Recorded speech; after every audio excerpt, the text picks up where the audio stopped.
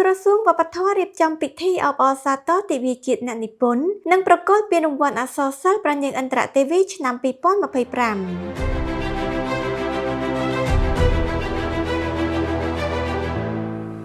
កាលពីថ្ងៃសុក្រទី12ខែធ្នូក្រសួងវប្បធម៌និងវិចិត្រសិល្បៈបានរៀបចំពិធីអបអរសាទរទិវាជាតិអ្នកនិពន្ធនិងប្រកាសពានរង្វាន់អក្សរសិល្ប៍ប្រាជ្ញាអន្តរទេវីឆ្នាំ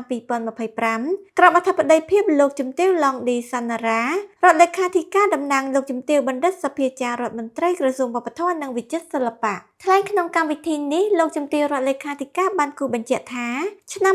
2025គឺជាឆ្នាំដែលប្រកបដោយអត្ថន័យដ៏វិសេសវិសាលសម្រាប់ប្រជាជាតិកម្ពុជាទាំងមូលជាពិសេសសម្រាប់អ្នកនិពន្ធនិងកវីនិពន្ធដើម្បីអបអរសាទរទិវាជាតិអ្នកនិពន្ធក្នុងគោលបំណងបំផុសស្មារតីជាតិឲ្យចូលរួមគាំទ្រដល់វិស័យតែងនិពន្ធលើកកម្ពស់ការអាននិងការបង្កើតស្នាដៃថ្មីក្នុងការរួមចំណែកអភិវឌ្ឍសង្គមជាតិទន្ទឹមនឹងនោះជាមួយនឹងពិធីប្រកាសជាលិភីស្នាដៃតែងនិពន្ធប្រឡំលោកខ្នាតខ្លីនិងកំណាព្យរឿងពានរង្វាន់ប្រាជ្ញាអន្តរទេវីលោកជំទាវក៏បានលើកទឹកចិត្តកវីនិពន្ធអ្នកនិពន្ធព្រមទាំងអ្នកដែលមានបំណងចង់ក្លាយជាអ្នកនិពន្ធទាំងអស់នៅតែបន្តប្រឹងប្រែងតាក់តែងនិពន្ធបង្កើតនិមិត្តកម្មថ្មីៗបន្តទៀតទាំងបរិមាណនិងគុណភាពដើម្បីរួមចំណែកថែរក្សាការពារនិងលើកស្ទួយអក្សរសិល្ប៍អក្សរសាស្ត្រខ្មែរដែលជាអត្តសញ្ញាណជាតិឲ្យថិតថេរគង់វង្សនិងរីកចម្រើនជានិរន្តរ៍លោកជំទាវអធិបតីក៏បានប្រគល់ជូននៅពានរង្វាន់ដល់បេក្ខជនជ័យលាភីទាំង10រូបដែលក្នុងនោះផ្នែកប្រឡំលោកខ្នាតខ្លីដែលជ័យលាភីលេខ1បានទៅលើរឿងដែលមានចំណងជើងថា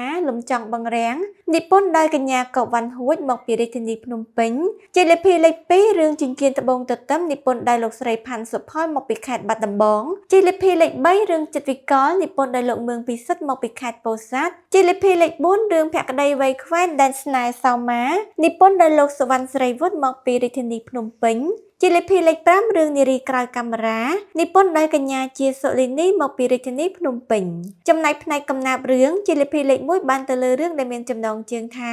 សពភ័ណ្ឌក្រោយភ្លៀងរលឹមនិពន្ធដោយលោកមឿនសំណាងមកពីខេត្តឧត្តរមានជ័យជ័យលាភីលេខ2រឿងត្រាវជីវិតនិពន្ធដោយកញ្ញាហែនវីរិនីមកពីរាជធានីភ្នំពេញជ័យលាភីលេខ3បានទៅលើរឿងសសិសោភាគន្ធាផ្កាស្នេហ៍និពន្ធដោយលោកសុវណ្ណស្រីវុឌ្ឍមកពីរាជធានីភ្នំពេញជ័យលាភីលេខ4រឿងគ្រូកិច្ចសន្យានិពន្ធដោយលោកជួនខ្មៅមកពីខេត្តព្រះសីហនុនិងជ័យលាភីលេខ5រឿងកូនបណ្ដាំនិពន្ធដោយលោកទៀងធុនមកពីខេត្តព្រៃវែងសូមជម្រាបថា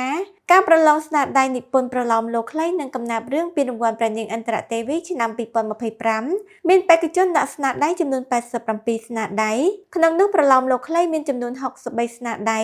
និងកំណាព្យរឿងមានចំនួន24ស្នាដៃនេះបើយោងតាមការបញ្ជារបស់លោកកុករស់ប្រធាននាយកដ្ឋានសៀវភៅនិងការអានក្នុងឱកាសនោះក្រសួងវប្បធម៌និងវិចិត្រសិល្បៈក៏បានផ្ដល់បានថ្លៃអំណរគុណជូនដល់តំណាងកវីនិពន្ធអ្នកនិពន្ធឆ្នាំអតីតម្ចាស់ពានអក្សរសិល្ប៍ព្រះសីហនុរាជពានរង្វាន់ប្រាជ្ញាអន្តរទេវីពានរង្វាន់7មករាពានរង្វាន់ទន្លេមេគង្គនិងពានរង្វាន់អាស៊ីអាគ្នេយ៍ដែលបានចូលរួមចំណែកយ៉ាងសកម្មក្នុងវិស័យអក្សរសិល្ប៍អក្សរសាស្ត្រជាតិចុងភៅហេងមេងឡាយសូមស្វាគមន៍ប្រូម៉ូសិនពិសេសពីចុងភៅហេងមេងឡាយមានហ្វ្រីជូនរហូតដល់ទៅ15មុខនិងភោជនីយដ្ឋានសម្រាប់គូស្វាមីភរិយាថ្មី25គូដំបូងដែលមានបំណងចង់រៀបអាពាហ៍ពិពាហ៍និងពិសាភោជនីយអាហារនៅភោជនីយដ្ឋានចាប់ពី40តុ60តុនិង80តុប្រញាប់រួសរាន់ឡើងកម្មវិធីពិសេសនេះផ្ដល់ជូនត្រឹមតែ25គូដំបូងតែប៉ុណ្ណោះសូមតាក់ទងមកកាន់ហាងយើងខ្ញុំតាមរយៈ Telegram អាសយដ្ឋានផ្ទះលេខ